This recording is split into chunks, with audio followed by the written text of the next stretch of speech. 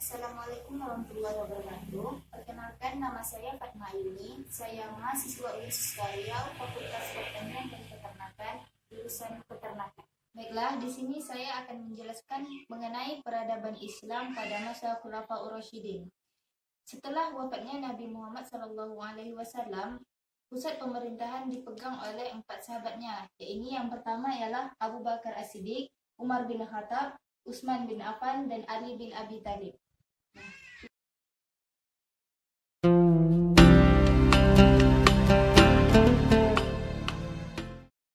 Baik, yang pertama ialah Abu Bakar As-Siddiq. Abu Bakar As-Siddiq, yakni dengan nama lengkap, ialah Abdullah bin Abi Quhafah At-Tamimi.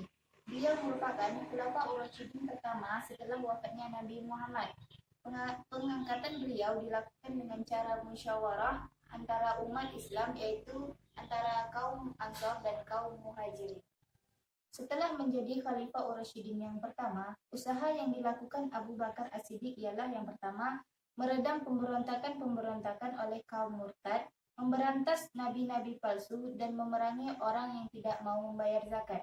Yang kedua ialah mengumpulkan ayat-ayat Al-Quran menjadi satu supaya menjadi pedoman bagi hidup umat Islam. Ada beberapa kemajuan pada masa pemerintahan Abu Bakar As-Siddiq. Yang pertama ialah sistem pemerintahan yang sentralistik sehingga semua kekuasaan berada di pusat. Yang kedua ialah dapat mengatasi perang riddah. Yang ketiga ialah mengkodifikasi Al-Quran. Abu Bakar wafat pada tanggal 23 Agustus pada tahun 634 di kota Madinah. Beliau wafat karena sakit yang dideritanya pada usia 61 tahun. Beliau dimakamkan di rumah putrinya Aisyah di samping makam Rasulullah, yakni di Masjid Nabawi.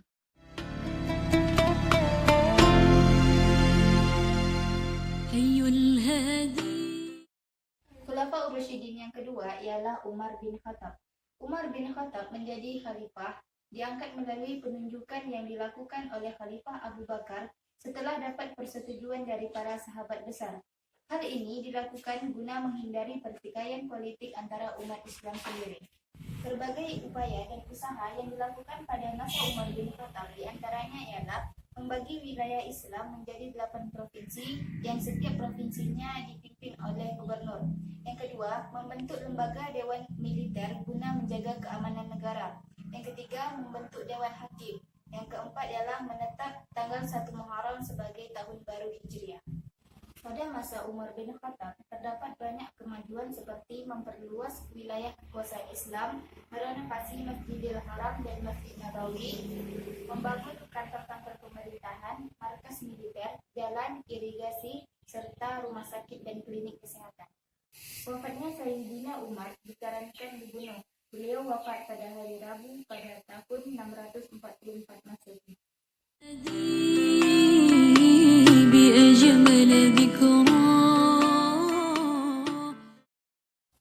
Khalifah Rasyidin yang ketiga ialah Utsman bin Affan. Proses pengangkatan Khalifah Utsman bin Affan melalui rapat dewan pemilih yang berjumlah 6 orang untuk seseorang diantaranya sebagai khalifah. Usaha yang dilakukan Utsman bin Affan diantaranya ialah melanjutkan perjuangan khalifah sebelumnya untuk memperluas kekuasaan Islam. Yang kedua, melakukan standarisasi dalam membaca Al-Quran. Yang ketiga, melakukan berbagai pembangunan infrastruktur. Yang keempat, merenovasi Masjid Nabawi. Pemerintahan Utsman bin Affan berhasil menundukkan dan memperluas kekuasaan Islam. Utsman juga berhasil membangun bendungan untuk menjaga arus banjir dan mengatur pembagian air ke berbagai wilayah. Beliau juga membangun jalan-jalan, jembatan-jembatan, dan juga masjid. Wafatnya Utsman bin Affan karena dibunuh pada hari Jumat, tanggal 18 Zulhijjah.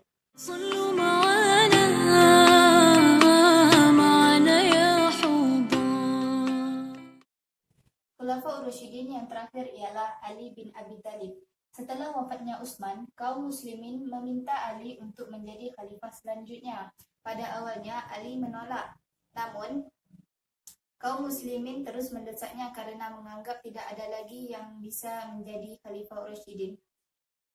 Ada beberapa usaha yang dilakukan pada masa Ali bin Abi Thalib.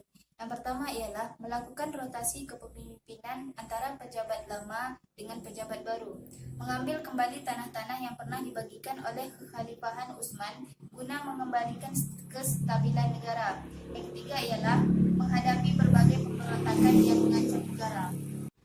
Beberapa kemajuan pada masa Ali bin Abi Thalib diantaranya ialah beliau berhasil memindahkan pusat pemerintahan ke Kufah, melaksanakan kembali sistem pajak yang pernah diterapkan pada masa Umar bin Khattab, serta memecat para gubernur yang diangkat oleh Utsman dan mengirimkan kepala daerah baru untuk menggantikannya. Wafatnya Ali bin Abi Thalib karena dibunuh oleh Abdurrahman bin Muljam. Dia terluka oleh pedang yang diracuni oleh Abdurrahman bin Muljam saat sedang bersujud ketika sholat subuh di Masjid Agung Kufah.